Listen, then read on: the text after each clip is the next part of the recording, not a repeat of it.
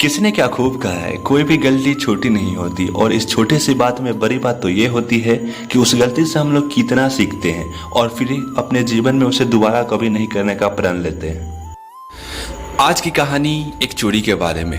इस कहानी में एक 25 वर्षीय लंबा और शरीर से हट्टा कट्टा स्वस्थ व्यक्ति है जिसका नाम अनिल सिंह है। वह कुश्ती का मैच देखने कुश्ती मैदान में गया हुआ था। वहाँ उसकी मुलाकात एक 15 वर्षीय नवयुवक से होती है। वह युवक धीरे धीरे अनिल के पास जाता है और बातों का सिलसिला शुरू होता है। युवक अनिल से पूछता है कि आप पहलवान हैं, क्योंकि आप शरीर से तो पहलवान प्रतीत होते हैं। तो अनिल मुस्कुराते हुए जवाब देता है कि तुम भी शरीर से पहलवान प्रतीत होते हो।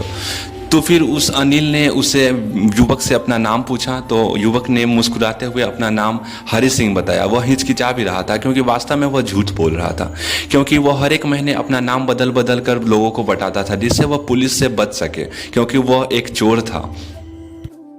ऐसे ही धीरे धीरे दोनों में बातों का सिलसिला आगे बढ़ता है और समय गुजरता जाता है। अब मैच समाप्त हो चुका है कुश्ती का। अनिल अपने घर जाने के लिए गाड़ी की ओर चलता है। उसके पीछे पीछे हरि सिंह भी चल देता है और फिर हरि सिंह बोलता है हेलो। अनिल पीछे घूमता है। हरि सिंह पूछता है क्या मैं आपकी सेवा कर सकता हूँ, मैं आपके यहाँ काम करना चाहता हूँ। अनिल हिचकिचाते हुए बोलता है मैं तो तुम्हें वेतन नहीं दे सकता क्योंकि मेरे पास उतने पैसे नहीं हैं। तो फिर हरि सिंह मन ही मन सोचता है कि शायद मैंने गलत आदमी को चुन लिया है, मैं इसको क्या चोरी करूँगा, या तो खुद गरीब है। फिर वह हिचकिचाते हुए जवाब देता है आप मुझे केवल खाना खिला देना, बस मेरे लिए उतना ही काफ़ी है। अनिल कहता है लेकिन एक शर्त है, क्या तुम्हें खाना पकाने आता है? तो हरि सिंह जवाब देता है हाँ आता है। वह इस बार भी झूठ बोल रहा था, उसे वास्तव में खाना बनाने नहीं आता था। और वह हरि सिंह इसी बहाने अनिल के साथ उसके घर हो लेता है। अनिल हरि सिंह को लेकर अपने घर पहुंचता है और सारी जगह का ब्यौरा अनिल हरि को बताता है कि कहाँ पे सोना है, कहाँ पे खाना बनेगा। और इसी तरह बताते बताते सारा दिन गुजर जाता है और अब रात की समय है। रात के समय शर्त के मुताबिक भोजन अब हरि सिंह को बनाना होता है। हरि सिंह सोचता है वह भोजन कैसे बनाएगा, फिर भी वह शर्त के मुताबिक किचन में जाता है, भोजन बनाता है। खाना बन जाने पर वह हरि सिंह अनिल को खाना परोसने के लिए उसके रूम में आता है। अनिल एक हिंदी वाला मुंह में तो डालता है, शायद उसे भोजन पसंद नहीं आती है, वो सारा भोजन गली के कुत्ते को खिला देता है। हरि सिंह समझ जाता है कि खाना उतना अच्छा नहीं बना है, शायद खाने लायक भी नहीं, इसलिए अनिल ने सारा भोजन कुत्ते को खिला दिया। इस तरह अनिल उस रात्रि भोजन नहीं कर पाता है और कुत्ते को भोजन खिलाने के बाद वो जब वापस घर आता है तो हरि सिंह को पीठ पर थपथपाता है और बोलता है तुम्हें भोजन बनाने नहीं आता, कोई बात नहीं, मैं तुम्हें सिखाऊंगा भोजन कैसे पकाया जाता है। और इस तरह उसने उसे भोजन पकाना, साथ ही साथ संख्याओं को कैसे जोड़ा जाए और हरि सिंह को उसका नाम लिखना भी सिखा देता है। हरि सिंह भी काफ़ी खुश था क्योंकि वो समझ रहा था अगर वह शिक्षित हो गया तो उसे चोरी करने में और ज़्यादा आसानी होगी। इस तरह दोनों में मित्रता काफ़ी अच्छी हो गई। हरि सिंह बताता है अब अनिल के लिए काम करना भी बेहद सुखद था। वह प्रतिदिन सुबह उठ जाता और अनिल के लिए सुबह सुबह चाय बनाकर उसे दे आता और सामान खरीदने प्रतिदिन नज़दीकी बाजार वह जाया करता था जहां वह रोज़ 1 रुपये बचा कर लिया करता था। उस समय अनिल की भी कमाई अच्छी खासी नहीं होती थी क्योंकि अनिल एक पत्रकार था।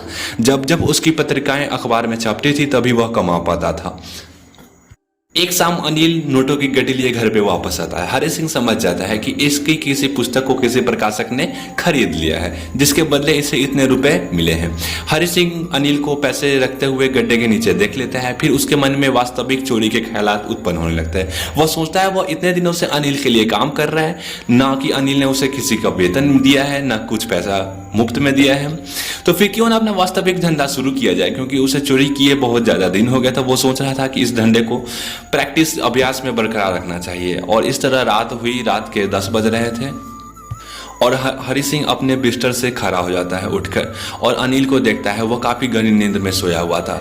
हरि सिंह फिर सोचता है अपने माइंड में 12:15 की 10 बज रहे हैं, मैं यहाँ से चोरी करके चलूंगा तो 10:30 में लखनऊ एक्सप्रेस वे ट्रेन पकड़ लूंगा जिससे मैं यहाँ जा सकूंगा और यहाँ फिर भाग जाऊंगा। यह कैलकुलेशन के बाद वह उठता है और गड्ढे के नीचे चुपके से हाथ निकालता है और वहां से सारे पैसे को निकालकर अपने पास पैजामे में डाल देता है और उस रूम से काफ़ी तेज स्पीड में भाग जाता है।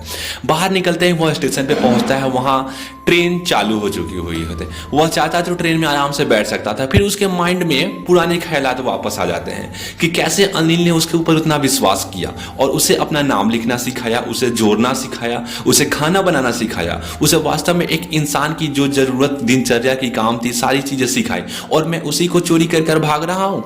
यह ऐसा नहीं होना चाहिए। ऐसे ही माइंड में सोच ही रहा था तब तक ट्रेन जा चुकी थी।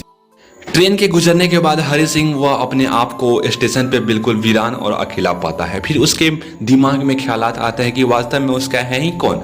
फिर उसे अनिल की याद आती है कि अनिल ने उसे खाना बनाना सिखाया, उसे अपना नाम लिखना सिखाया, उसे अपना संख्याओं को जोड़ना सिखाया। फिर भी वह अनिल के घर ही चोरी करके भाग रहा है। नहीं, अनिल का विश्वास ऐसे टूट जाएगा। वह बेचारा बहुत ज़्यादा दुखी, चोरी के करने के वजह से तो नहीं, लेकिन विश्वास टूटने की वजह से जरूर होगा। इस तरह हरि सिंह फिर फैसला लेता है कि नहीं, मैं वापस घर अनिल के पास जाऊंगा, और वह वापस घर की ओर चल देता है। रास्ते में उसे एक मैदान में रुकना पड़ता है जहां वह बेंच पर सो जाता है। रात के लगभग 12 बज चुके थे और मौसम भी काफ़ी ठंडी थी। वह नवंबर की शुरुआत की रातें थी और बूंदाबांदी धीरे धीरे चालू हो गई थी। बरसात ने हरि सिंह की मुश्किलों को और बढ़ा दिया था। बरसात धीरे धीरे जोरदार होने लगी और हरि सिंह पूरा भीग गया, और उसकी जो नोट की गड्डी पैजामे में थी वह भी पूरा भीग कर उसके बदन से चिपक गई थी। उसे ख्याल ही नहीं आया कि उस बरसात में उसके नोटों की गड्डी भी भीग रही है। धीरे धीरे हरि सिंह फिर भी वहां से चल दिया और अनिल के घर तक पहुंचा। घर पे पहुंचकर वह नोटों की गड्डी को चुपके से अपने पैजामे से निकालता है और जहां से वह उठाया था, चोरी किया था, उस गड्ढे के नीचे चुपके से डालकर फिर सो जाता है। कल सुबह होती है। कल सुबह हरि सिंह फिर उठता है, अपने दिनचर्या काम की ओर लग पड़ता है। अनिल वो अपने नोटों की गड्डी निकाल कर लाता है। उसमें से 50 रुपए वह हरि सिंह को दे देता है और बोलता है, कल मैंने प्रकाशक से इतने रुपए की डील की और अपनी पुस्तक को बेचा जिससे मुझे यह फायदा हुआ, इसलिए लो 50 रुपया, तुम भी कोई सिनेमा देख लेना या कोई रेस्टोरेंट में भोजन करके चले आना।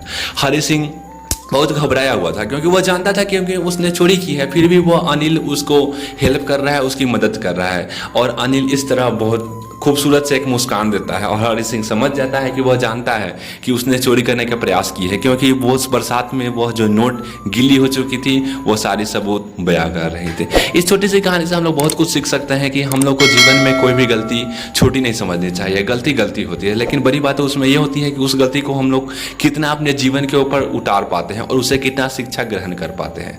सो धन्यवाद। कीप हेल्दी, कीप वॉचिंग विशाल गौरव क्रिएशन।